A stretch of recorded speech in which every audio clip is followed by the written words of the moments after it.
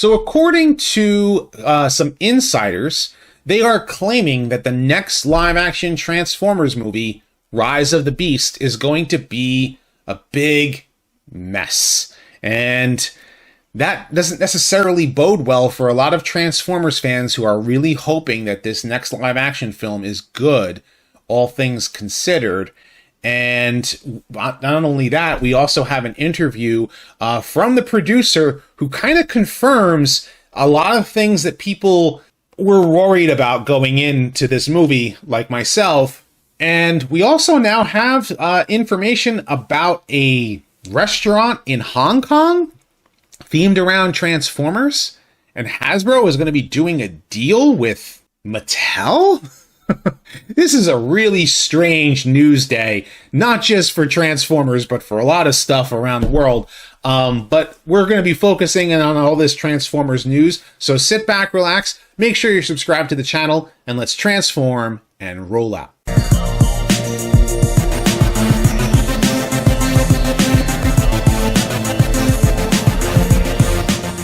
I'd like to thank those of you who have been watching my channel for quite some time. We're getting very, very close to 100,000 subscribers, and I can't begin to express my gratitude for those of you who have been channel members and patrons. It really means a lot to me. I also have a lot of merchandise on my Teespring store, and you can see the merchandise links for that. In addition, I also have a Prowl retrospective that I should have done very, very soon, so you can stay tuned for that as well. So let's get into the Transformers news. So, Hong Kong is getting a Transformers restaurant. Yeah, what really weird Transformers news. Not something that I had expected at all. They're going to be using augmented reality with some evergreen designs for the robots. So a very Generation 1 styled Optimus, Bumblebee, or actually more Cyberverse styled Bumblebee, Wheeljack. All of those characters are going to be around taking your order and bringing you food with cheeseburgers and fried chicken, and the cheeseburger buns are actually going to have Autobot symbols made to for the shape of the actual bread itself. It's really, really strange. I can't quite show you some actual photos because you'd actually have to go through Robot Kingdom's Facebook page there to actually take a look at it. And of course they have a video walkthrough, but it's completely based in Hong Kong. Very, very strange that they would go there first, that they're not, doing something like a big themed restaurant like this and like in New York or LA. But maybe there's a good reason why it's in Hong Kong and not, any other city. But, at the same time, I'm like, cool, very, very cool. But can we see it opened up in a bunch of other places too? On top of that, Hasbro and Mattel must both really need a boost for their toy sales, because they've decided to enter into an agreement to work with each other on some cross-promotional brand material for Transformers, Barbie, Monopoly, Uno, Hot Wheels. It's shaping up to be a very, very, very weird Transformers day, I'm telling you. Because Hasbro right now, we know they're hurting.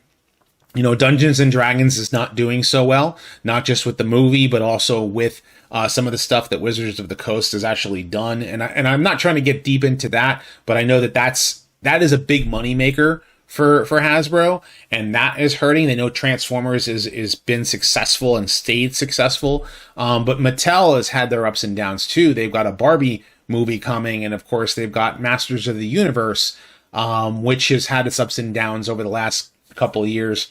It seems that the two are really trying to build upon all of their brands in order to try and reach more people in a way using that name brand recognition.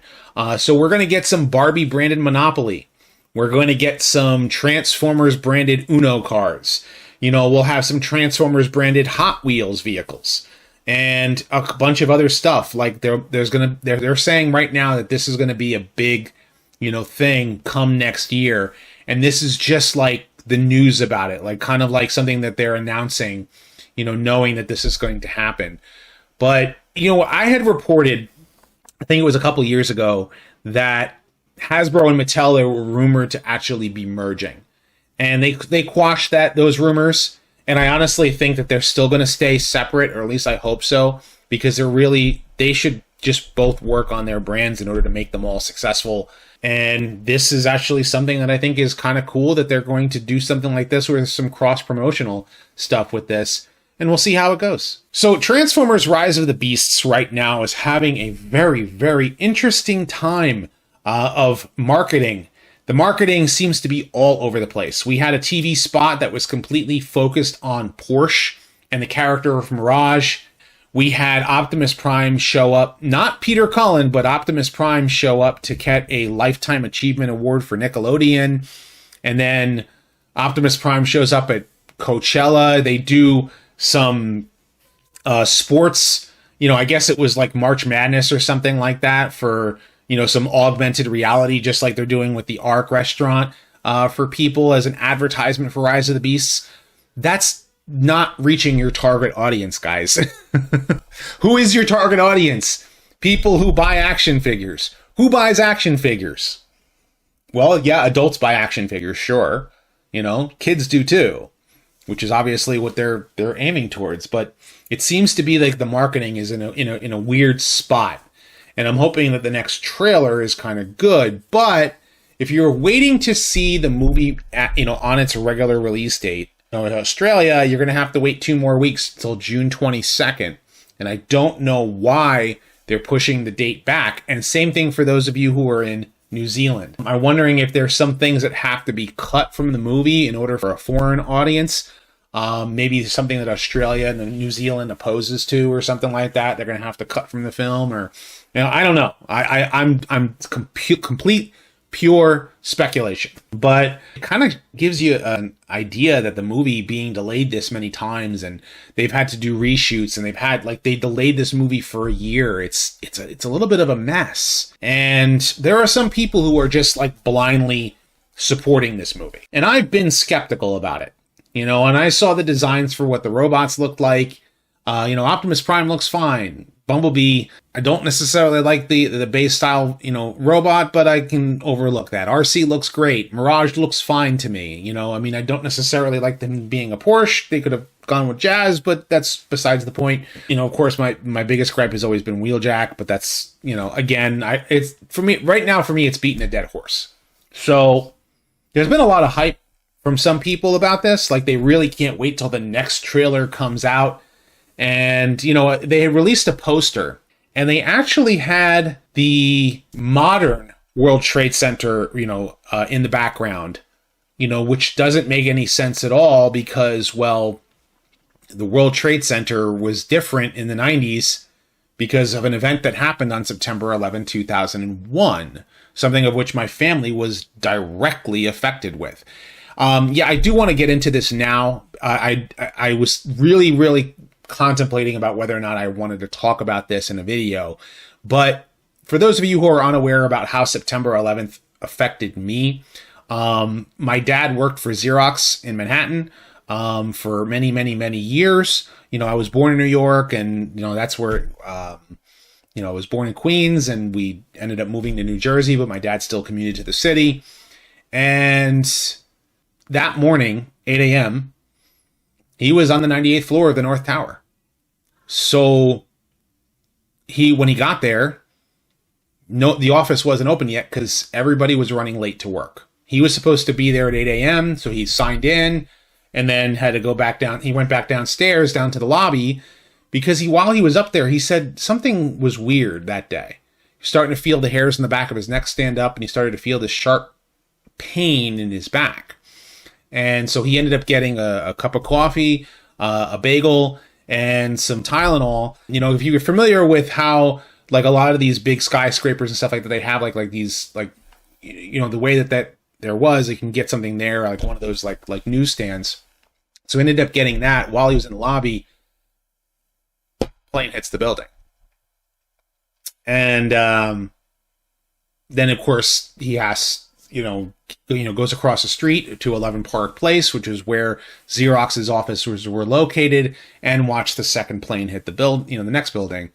And that's when he realized he needed to leave the city. Now, myself and my family, we were trying frantically to get in touch with him, especially after we had heard that the buildings were destroyed. And, you know, man, it was tough that morning. But we ended up eventually got a hold of him. He ended up having to get hazmated before he was able to make across the river to get back to Jersey, because they had closed all the bridges and tunnels. He made it back home around 8 o'clock that night. So it was a long day, right, for all of us. And, he's still around today. If you've ever been to a convention with me before, a TFCon or RetroCon, whatever, you've seen him putting around on his scooter, because he really can't, walk around very much anymore because of some of the, he ended up actually hurting his knee from running, that day. So, one. And then so they corrected it. They released a new poster, and with the new poster, they used a classic backdrop to it. Well, some people, like I myself, I'm thankful that they are using the proper imagery, at least for the time period. And I'll get into in a minute why, but some people don't. They think that we should forget the past. We should not remember the events that happened. We should not have the past shown in a movie that takes place in New York City in the 90s. Like, that completely dishonors and discredits everybody that lived and worked in New York. Like, it really doesn't make sense. Like when Spider-Man came out in 2002 and they said, you mess with one of us, you mess with all of us, that was literally clearly a message as to how New Yorkers feel about, those kind of events. So to me, having that there, at least in the poster or whatever, you can maybe, if you wanted to have a different background, you could have used a different background, but in the movie itself, if they're going to be in New York and they're going to have any establishing shots of Manhattan, they're going to have to use the 90s skyline properly, because this is a big budget blockbuster movie, right? Some people don't feel that way, and they feel that they should, not honor those. Like they think that it's the opposite, which I don't get. I honestly don't get. But that actually was something that ended up happening from this. So this is where I say, like, the marketing for this movie has been all over the place. And I really do mean it's been all over the place, because insiders are thinking this movie is a mess. And, they're getting a little worried about Transformers, talking about the different editing teams. I want to caution you in this draft. This is what they said. They said Transformers have gone through close to a dozen different editing teams. Jeez. That have argued about different cuts of the film. I've got to be honest, a few weeks ago, a friend who's a source of mine has connections with studio and people involved in the situation told me the same thing. He heard the movie's a mess and they're trying to fix it. So that kind of doesn't bode well for the final cut of the movie, because, I know Stephen Cable Jr. is a capable director. It's kind of funny his name is Cable. But, he directed Creed 2, but there's so many hands in the pot trying to make this movie work.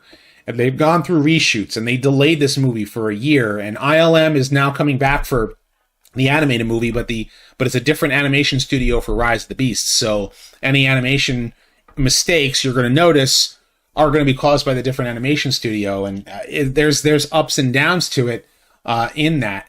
So, a lot of us hope the movie is good no matter what, right? Because we want to see Transformers continue.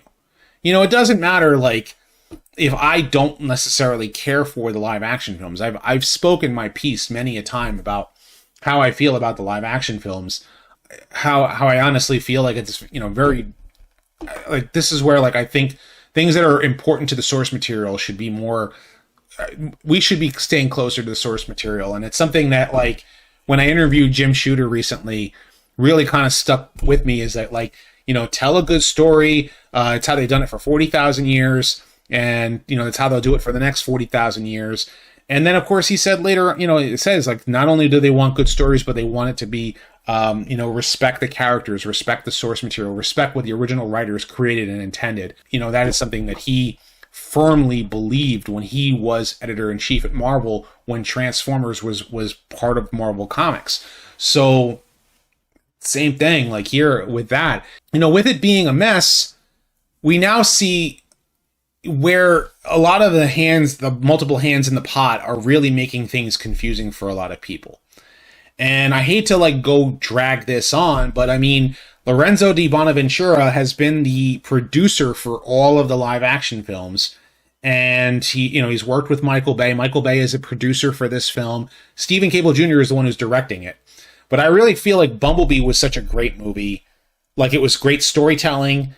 You had that opening sequence, which like was like the olive branch, like, hey, G1 fans, like you could be part of the Transformers franchise too, like kind of thing. Like there was that, like that's what it kind of felt like to me. And you had Decepticons who were actually characters in a movie. Instead of like roaring like monsters and not having any personality to them and then getting gutted like they're nothing.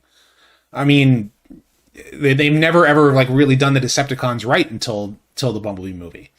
And then of course that ending sequence on the Golden Gate Bridge was just like eye candy to me, So I mean, I'll speak up that movie like 100 times, and I love the storyline between the way Bumblebee and Charlie like worked themselves together.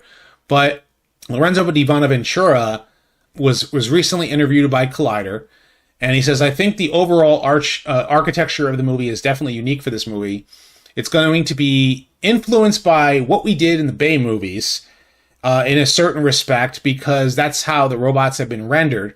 But just like in Bumblebee, we gave them a different spin. Same here.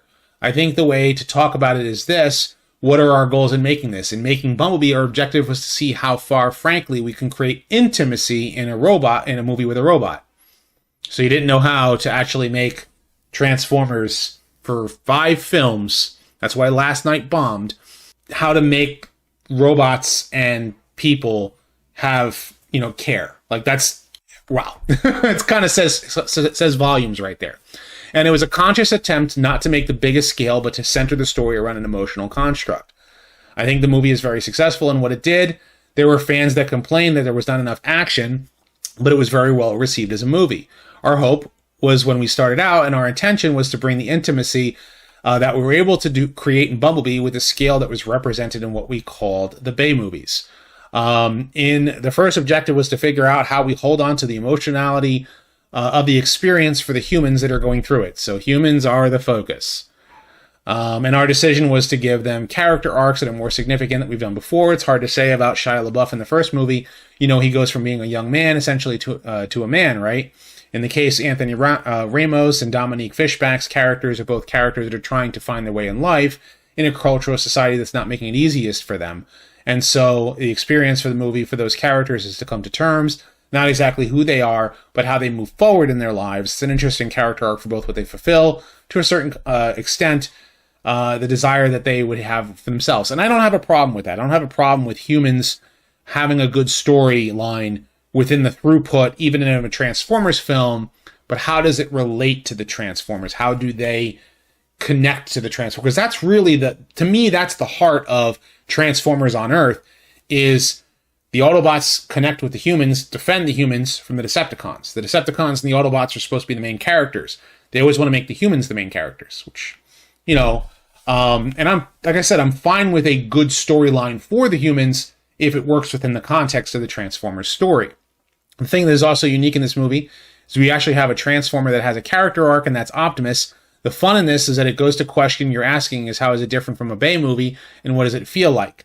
Well, the character arcs dominate the story, and the propulsion of the story brings them along a journey that is reminiscent of movies that we've done, in a sense. We go to Peru, we go to Machu Picchu. But what's interesting is that you'll appreciate this as a fan, is at the end of Bumblebee, Optimus comes to Earth, and what he's experienced is failure, probably for the first time in his life, right? Well, he's had a series of battles, and he's had wins and losses. And he had a retreat, and he's leaving the planet Cybertron. And what happened to him from that experience? We meet him in 2007. He's a particular person. Interesting. I'll get into that in a second, if you would. In 1994, he's not the same person. He still has growth to do between 94 and 2007.